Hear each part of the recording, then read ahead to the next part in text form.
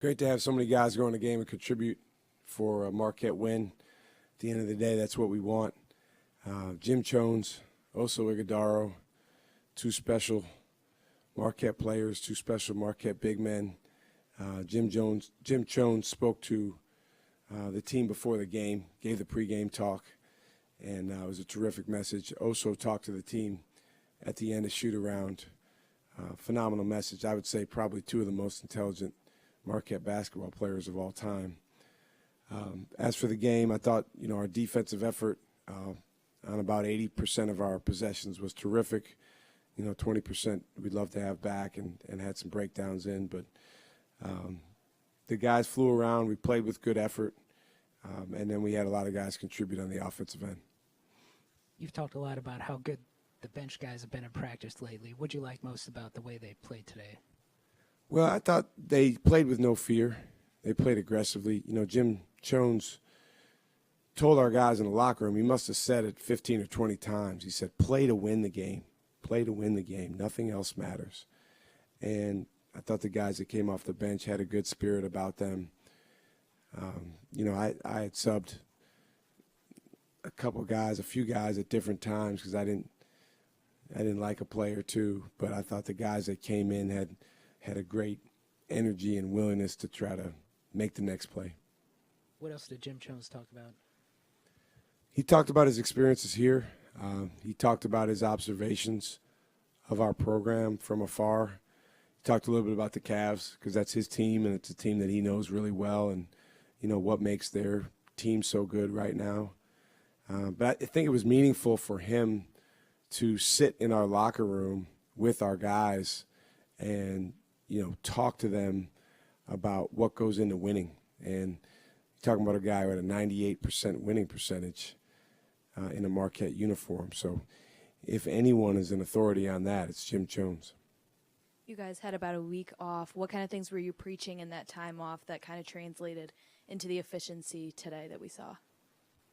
Well, there's a lot of stuff we worked on defensively, offensively, but most importantly, the time in between games was about us continuing to get connected about what we want out of this season and then what's going to be required to go get what we want. Everybody says, hey, I want to win, or we want to do this, or we want to make a run, or whatever it might be.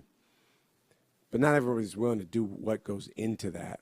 And so, part of being a mature, secure competitor at this level is being able to look hard things in the eye and still go after them. And, tonight it was a step for us. Obviously, the competition goes up for us on Friday at Villanova. Obviously, Jim Chones is the first player since Dwayne Wade, I believe, to get his jersey retired. Just how important is it, in your experience, to really honor, the history of what goes into that and honor a guy who's meant so much to the program? It's extremely important. There's so many great teams that have worn this uniform. There's so many great players that have worn the uniform. I believe that's 10 now. Is that right? To be one of those 10 guys up there every game, when they play that video before the starting lineup, I've seen the video a million times, so I don't watch the video.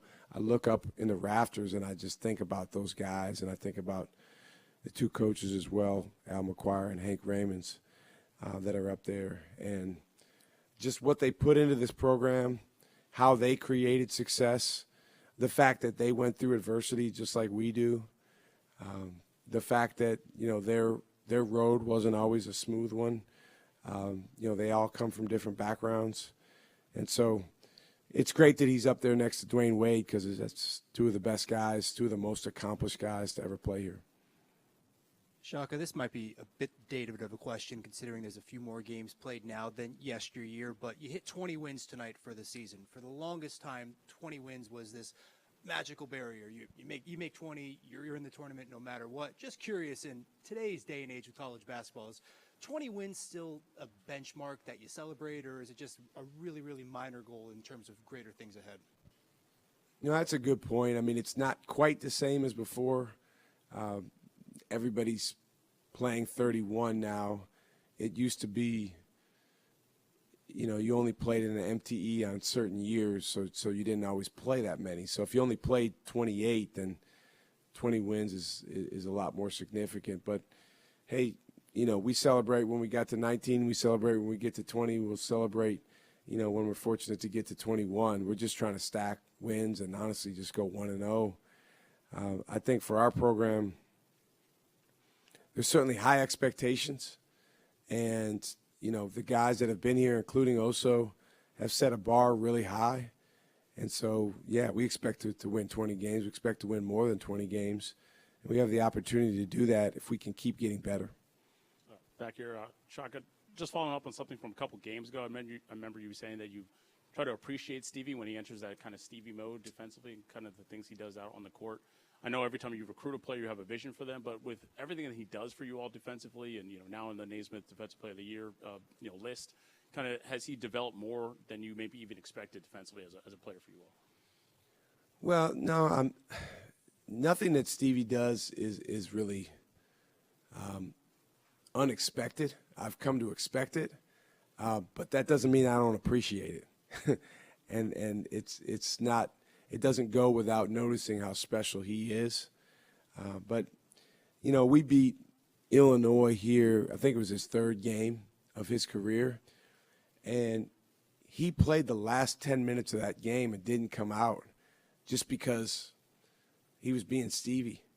He was getting his hands on the basketball. He was defending. He was flying around. He was bringing an incredible spirit and energy. So we couldn't sub him out. That was his freshman year when he really didn't know what he was doing yet. Now he's a senior. He's more seasoned. He's way better on the offensive end than he was. He's way more confident, more secure. And we're absolutely going to need him to be at his best down the stretch. Shaka, I believe at Providence when Tyler was sitting, next to you guys, you told us that, sometimes you see a great player so recent like that, you can kind of look down and it can almost make you sad in a way. Kind of a similar thing with Oso tonight, but what was it kind of like to see him back around the program, and what's it been like for you to kind of see, the growth that he's had at the higher level now? Well, I think the biggest thing with Oso, and this has happened twice now, once he came back like right before NBA training camp for a couple of days, and then today.